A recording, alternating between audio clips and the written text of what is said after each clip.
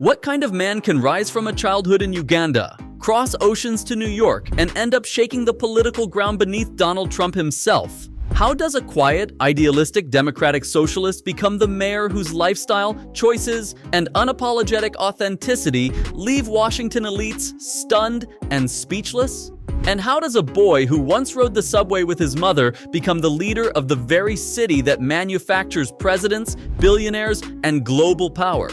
How did Zohran Mamdani, a man who wears a simple Casio watch, buys groceries from the corner bodega, and walks through Queens like any other New Yorker, become the most surprising political force of 2025? This isn't a story of privilege. It's a story of reinvention. A Ugandan-born, Indian-rooted, Queens-molded trailblazer who rewrote the rules of power today. We uncover his rise, his love, his style, and the revolution he sparked. The origins of a rebel leader. Before he was shaking hands with world leaders, before he was telling Donald Trump to turn the volume up, before he carried the hopes of New York's working class into Gracie Mansion, Zohran Mamdani was just a 7-year-old boy stepping out of an aeroplane into JFK Airport, clutching his mother's hand, eyes wide, beginning a life that would be anything but ordinary. Born in Kampala, Uganda, in 1991, Zohran is the child of two intellectual powerhouses. But his story wasn't written in privilege. It was written in migration. His mother, Mira Nair, is the internationally celebrated filmmaker behind Monsoon Wedding and Mississippi Masala.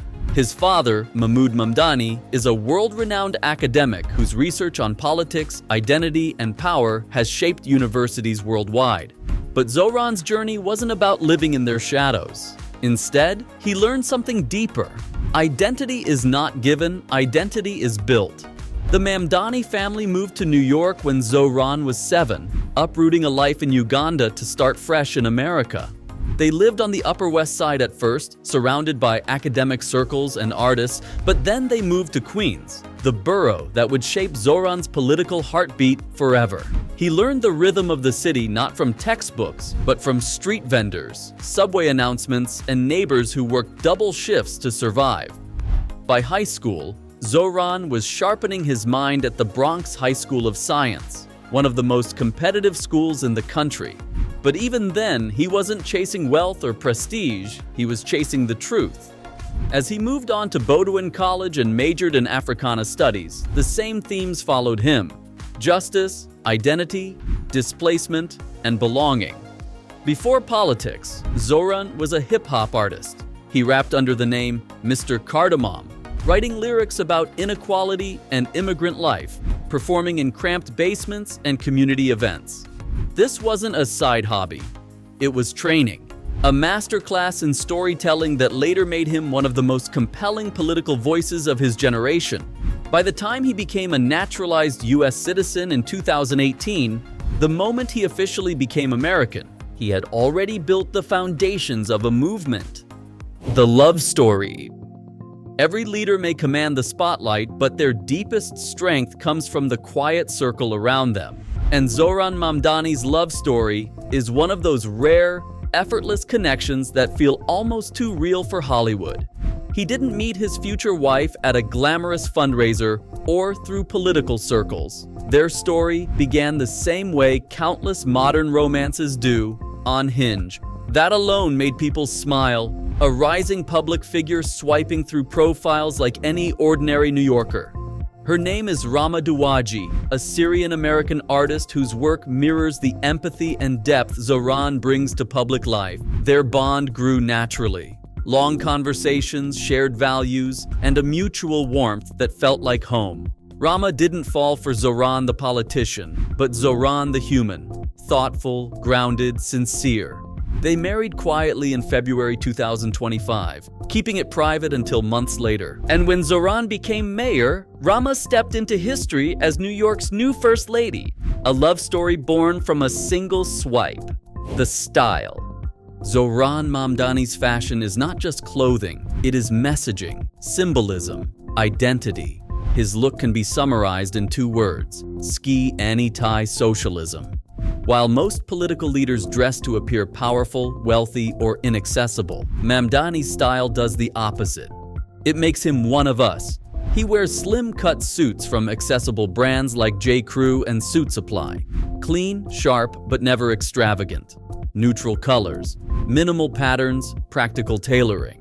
The point isn't luxury. The fact is honesty. Then come the accessories, but every single one means something.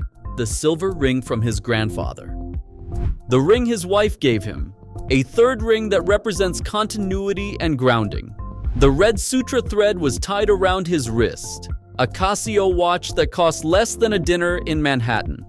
These are not fashion choices, they are declarations. But what truly sets him apart is his seamless blending of cultures. A blue suit made of African wax print fabric, honoring his Ugandan beginnings. A minimal kurta worn under a blazer, connecting to his South Asian roots. Streetwear-infused layering, connecting to New Yorkers who breathe style into everyday life. Zohran dresses like someone who respects his past, embraces his present, and refuses to pretend he's above the people he serves. His wardrobe tells a story, a multicultural story, a New York story, the political ascent. Zohran's political rise wasn't predictable. He didn't come from a political dynasty. He didn't have millions in funding. He didn't campaign with luxury cars or elite donors. He walked. He knocked on doors. He organized. In 2020, he shocked New York politics by defeating a 5-term incumbent, Aravella Simotas, to win the New York State Assembly seat for the 36th district.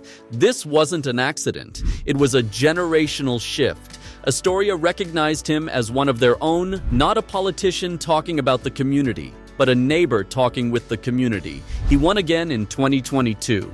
He won again in 2024, without opposition. By then, Zohran Mamdani wasn't just a representative.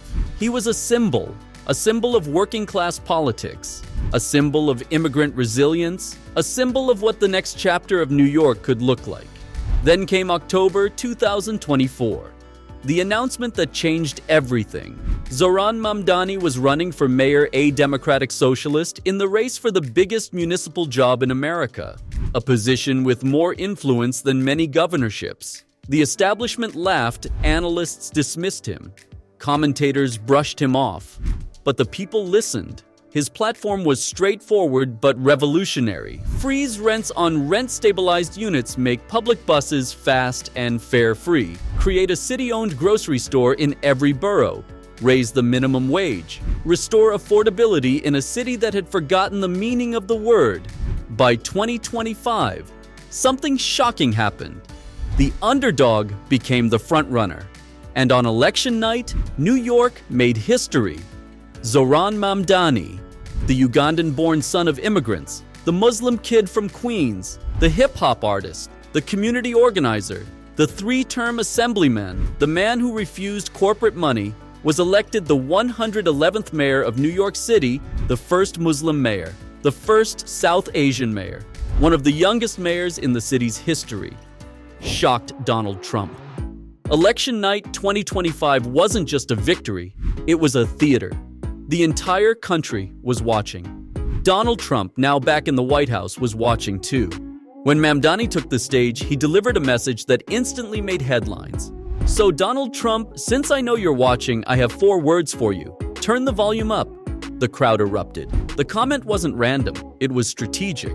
Because what followed shook the political world. Mamdani declared that the city that gave rise to him, Trump, now had a roadmap to defeat him. He vowed that New York would remain a city of immigrants, built by immigrants, powered by immigrants, and now led by an immigrant. And then came the line that echoed across the nation. To get to any of us, you will have to get through all of us. It was bold. It was fearless. It was a warning, delivered not with aggression but with unity. Even Trump, known for his aggressive comebacks, paused, because Mamdani wasn't attacking him, he was challenging the system that created him. Yet days later, Mamdani's transition team reached out to the White House and Trump said he was open to a meeting. This is where the story twists. Mamdani made it clear he will work with anyone, including Trump. if it helps New Yorkers, if it protects renters, if it improves transit, if it addresses affordability. It wasn't a contradiction. It was leadership. Zohran Mamdani's rise proves that real power comes from authenticity, courage, and the people who believe in change. His story is still unfolding, and New York is watching every step. Thanks for watching. If you enjoyed this deep dive, don't forget to like, comment, and subscribe for more.